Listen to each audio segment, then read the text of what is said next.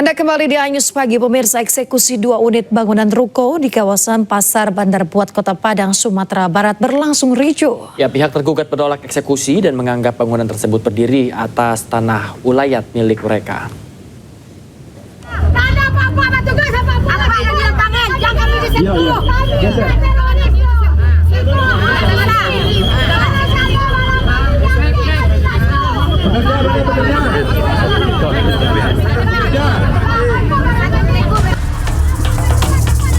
Kericuhan mewarnai eksekusi bangunan ruko di Pasar Bandar Buat, Padang, Sumatera Barat.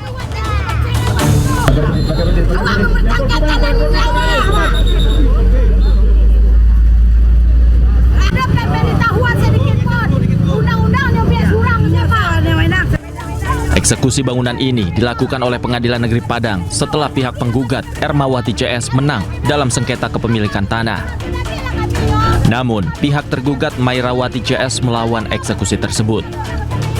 Mereka menilai eksekusi dilaksanakan tanpa pemberitahuan dan putusan belum berkekuatan hukum tetap.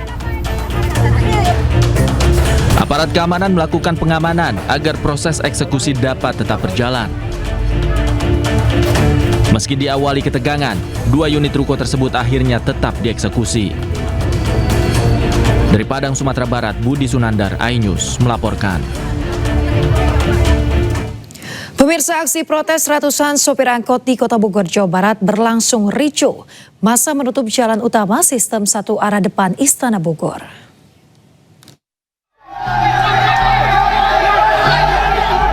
Keributan pecah saat massa sopir angkot memblokir paksa jalur depan Istana Presiden di Kota Bogor, Jawa Barat. Massa terlibat keributan dengan polisi.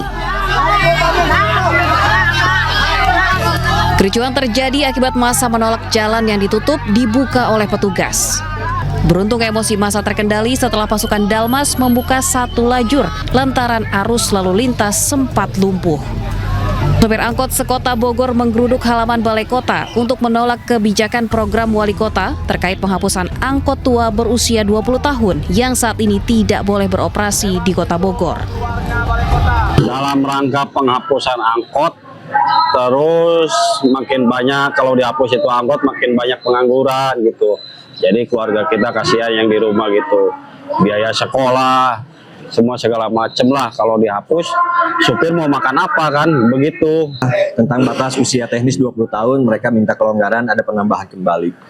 Tadi saya sudah sampaikan bahwa perda ini bukan timbul hari ini. Perda ini sudah sejak ada di beberapa tahun yang lalu dan harus sama-sama kita patuhi. Perwakilan massa akhirnya diundang mediasi ke kantor Balai Kota.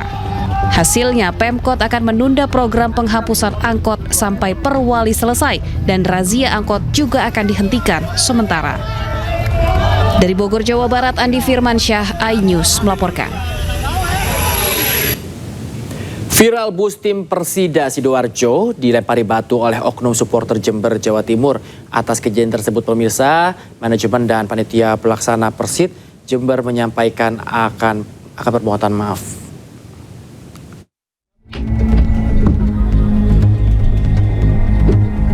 Inilah situasi di dalam bus Persida Sidoarjo saat terjadi insiden pelemparan batu sesaat setelah keluar dari Stadion Jember Sport Garden, Jember, Jawa Timur.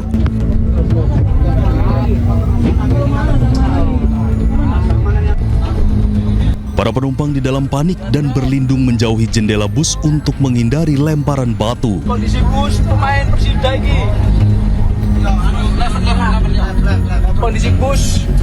Pihak yayasan, manajemen, dan Panpel Persid Jember menyatakan penyesalan atas insiden pelemparan batu klub Persida Sidoarjo.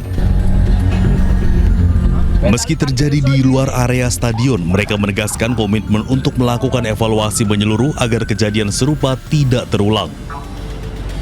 Baik, kami atas nama yayasan, manajemen, dan Panpel meminta mohon maaf yang sebesar-besarnya bahwa insiden yang terjadi pelemparan bus klub Persida Sidoarjo itu terjadi di luar stadion.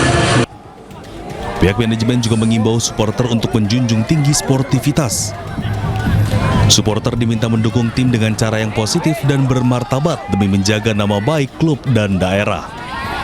Dari Jember, Bambang Sugiarto, iNews melaporkan. Presiden Prabowo Subianto melakukan pertemuan dengan Raja Charles III di London, Inggris, Rabu waktu setempat. Pertemuan tersebut berfokus pada kerjasama di bidang lingkungan dan konservasi alam.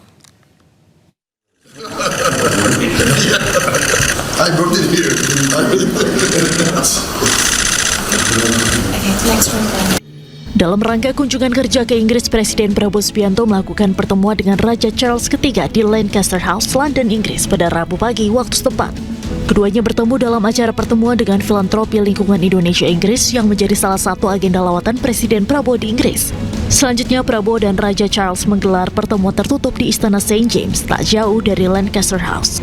Dalam pertemuan tersebut, Presiden Prabowo dan Raja Charles III membahas sejumlah isu lingkungan, termasuk yang berkaitan dengan konservasi gajah. Inggris berkomitmen untuk bekerja sama dalam membantu memperbaiki ekosistem dan pemulihan 57 taman nasional di Indonesia.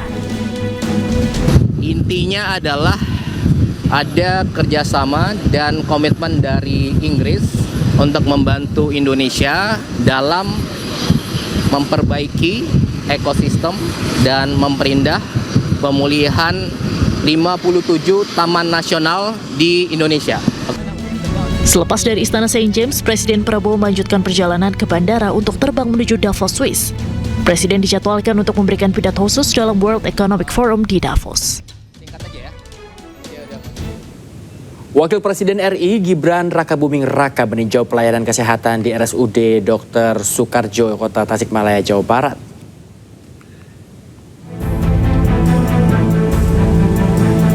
Dalam kunjungan tersebut, Gibran memastikan penguatan fasilitas dan kualitas pelayanan kesehatan bagi masyarakat terus berjalan secara optimal. Wapres juga memantau langsung alur pelayanan pasien mulai dari pendaftaran rawat jalan, pelayanan poliklinik, hingga farmasi. Ia juga melihat sejumlah fasilitas termasuk gedung poliklinik yang masih dalam tahap penyelesaian serta bangunan rawat inap dari sisi luar. Tak hanya itu, Gibran pun berdialog dengan tenaga kesehatan dan menyapa warga yang tengah menjalani pemeriksaan maupun pengobatan.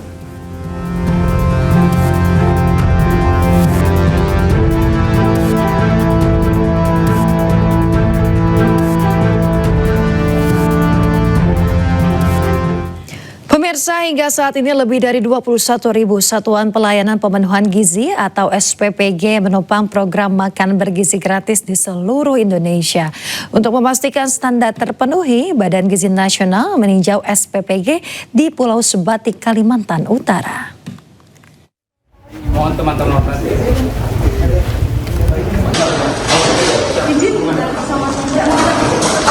Pemirsa, Kepala Badan Gizi Nasional Dadan Hindayana meninjau SPPG di Tanjung Karang, Kecamatan Sebatik, Kabupaten Nunukan, Kalimantan Utara. Hasil tinjauan menunjukkan fasilitas dapur, sarana pendukung, serta bahan makanan telah memenuhi standar yang ditetapkan Badan Gizi Nasional. Selain meninjau dapur, Dadan juga menyaksikan pelaksanaan makan bergizi gratis di Sekolah Dasar Negeri 001 Sebatik. Pembina SPPG Yayasan Astrada Garuda Jaya, Azmir Nurwadi Paki menyebut saat ini layanan telah menjangkau 5 sekolah di Pulau Sebatik dengan tenaga pelayanan yang melibatkan warga lokal.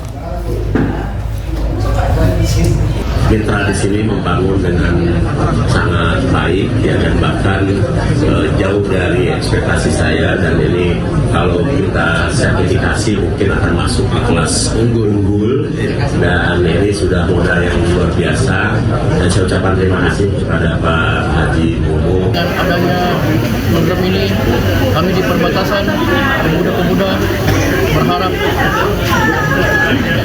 diberikan kelancaran.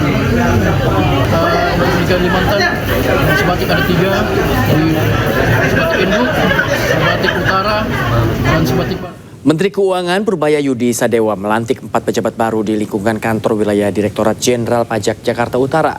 Perombakan pejabat merupakan imbas dari kasus suap pejabat KPP Madya Jakarta Utara yang tengah diusut oleh KPK. Dimohon mendekat ke meja penandatanganan.